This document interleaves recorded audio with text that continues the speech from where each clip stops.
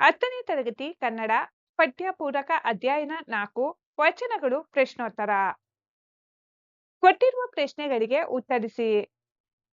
ಪ್ರಶ್ನೆ 1. ಅಕ್ಕ ಮಹಾದೇವಿಯ ವಚನಗಳ ಅಂಕಿತ ಯಾವುದು?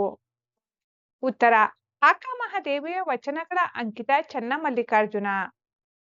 ಪ್ರಶ್ನೆ 2. ಅಕ್ಕ ಮಹಾದೇವಿಯು ಯಾವುದನ್ನು ಆನಿ ಎಂದಿದ್ದಾಳೆ? ಉತ್ತರ: ಅಕ್ಕ ಮಹಾದೇವಿಯು ತಾನು ಹಿಂದೆ ಮಾಡಿದ ದೋಷಗಳನ್ನು ತಂದು ಮುಂದಿಟ್ಟರೆ ನಿಮಗೆ ಹಾನಿ ಎಂದಿದ್ದಾಳೆ. ಪ್ರಶ್ನೆ 3. ಅರಿಯದವರೊಡನೆ ಸಂಗಮ ಮಾಡಿದರೆ ಆಗುವ ಪರಿಣಾಮವೇನು?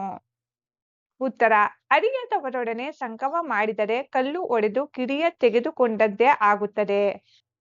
ಪ್ರಶ್ನೆ 4. ಭಗವಂತನಲ್ಲಿ ಶರಣಾಗುವ ಭಾವ ಅಕ್ಕ ಮಹಾದೇವಿಯ ವಚನದಲ್ಲಿ ಏಕೆ ವ್ಯಕ್ತಗೊಂಡಿದೆ? ಉತ್ತರ: ಚಂದನವನ್ನು ಕಡಿದು ಕೊರೆದು ತೇದರೂ ನೊಂದು ಅದು ತನ್ನ ಸುವಾಸನೆ ಬಿಡದು. ಸುವರ್ಣವನ್ನು ಕಡಿದು ಅರೆದು ಬೇಯಿಸಿದರೂ ಕಳಂಕ ಹೊಂದುವುದಿಲ್ಲ.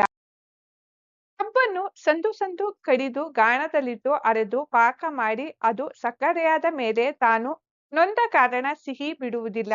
ಹಾಗೆ ನನ್ನ ಹೀನತೆ ತಿಳಿಸಿ ಕೊಂದರೂ ನಾನು ನಿನ್ನಲ್ಲಿ ಶರಣಾಗುವುದನ್ನು ಬಿಡುವುದಿಲ್ಲ ಎಂದು ಭಗವಂತನಲ್ಲಿ ಶರಣಾಗುವ ಭಾವ ಅಕ್ಕ ಮಹಾದೇವಿಯ ವಚನದಲ್ಲಿ ವ್ಯಕ್ತವಾಗಿದೆ.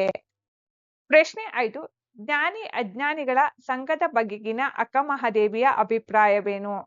ಜಗತ್ತಿನಲ್ಲಿ ಅರಿತವರು ಅಂದರೆ ಜ್ಞಾನಿ ಮತ್ತು ಅರಿಯದವರು ಅಂದರೆ ಅಜ್ಞಾನಿ ಇರುತ್ತಾರೆ.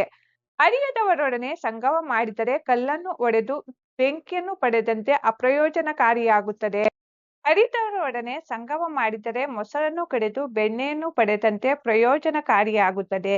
ಇವು ಅರಿಯದವರ ಮತ್ತು ಬಲ್ಲವರ ಸಂಘದ ಪರಿಣಾಮಗಳು. ಶರಣರ ಸಂಘವನ್ನು ಮಾಡಿದರೆ ಕರ್ಪೂರದ ಗಿರಿಯನ್ನು ಉರಿಯಕೊಂಡಂತೆ ಎನ್ನುವುದು ಅಕ್ಕ ಮಹಾದೇವಿಯವರ ಅಭಿಪ್ರಾಯವಾಗಿದೆ.